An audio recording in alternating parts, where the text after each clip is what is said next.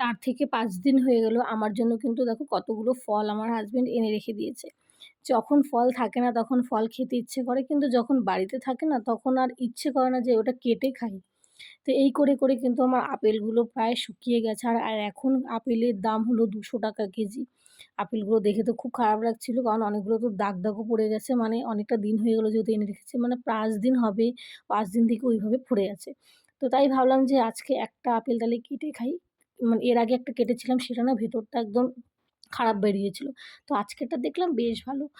আর যেহেতু ভালোবেসে এনে দিয়েছে, না খেলে কি করে হয় বলো? আর জিনিসটা নষ্ট হলেও তো গায়ে লাগে, কারণ ৳200 কেজি আপেল, তো বুঝতেই পারছো কতটা দাম এখন এই মুহূর্তে ফলের। আর যেহেতু আমার শরীরটা ভালো না, সেই কারণে কিন্তু আমাকে এখন ফল প্রত্যেকদিন একটা করে মানে খেতে হয়।